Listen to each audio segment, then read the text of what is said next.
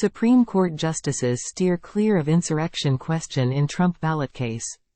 Washington, after supporters of then-President Donald Trump stormed the Capitol on January 6, 2021, ominous fencing was erected to protect surrounding buildings. One of the buildings that needed protecting was the grand marble structure across the street from the Capitol, the Supreme Court. But during oral arguments on Thursday over Colorado's effort to kick Trump off the Republican primary ballot, the justices asked little about a key question in the case: was January 6 an insurrection? Instead, the court looks likely to rule in favor of Trump on other grounds, allowing the justices to avoid taking sides on such a contentious issue. Based on the 2-hour oral argument, it appeared there was a majority that would find that states do not have the authority to enforce Section 3 of the 14th Amendment, which bars people who previously held government positions and engaged in insurrection from holding federal office. Justices asked questions on all manner of legal technicalities, including whether the president is covered by Section 3 and whether Congress needs to pass legislation to enforce it. In skirting the insurrection question, they also probed who gets to decide whether an insurrection took place, with several suggesting states should not have that power.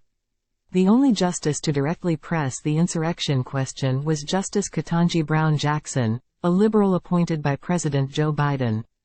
Jackson asked Trump's lawyer, Jonathan Mitchell, whether he would concede that his client was engaged in insurrection. Mitchell pushed back, saying, President Trump did not engage in any act that can be plausibly characterized as insurrection. An insurrection, he added, needs to be an organized, concerted effort to overthrow the government of the United States through violence. Jackson appeared incredulous at the narrow definition of the term. So your point is that a chaotic effort to overthrow the government is not an insurrection? She asked. This was a riot. It was not an insurrection, Mitchell responded. In finding that Trump was ineligible, the Colorado Supreme Court held that Section 3 does apply to the president and that Trump had engaged in insurrection.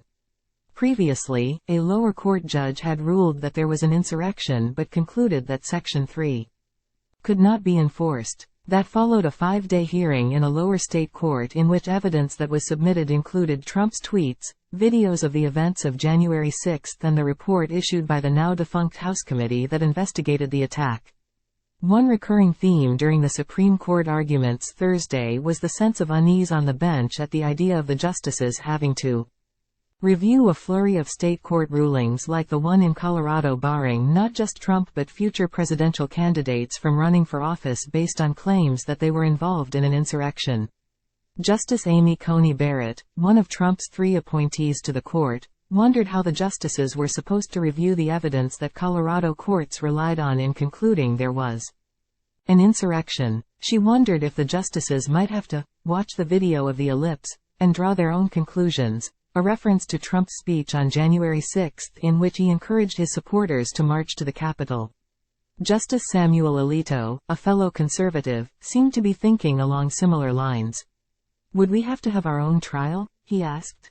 Alito was among several justices who expressed concern about other states reaching different conclusions to the Colorado courts, leading to a potentially chaotic election.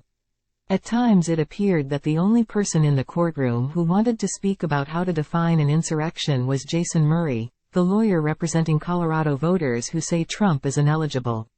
We are here because, for the first time since the War of 1812, our nation's capital came under violent assault, he said during his opening remarks.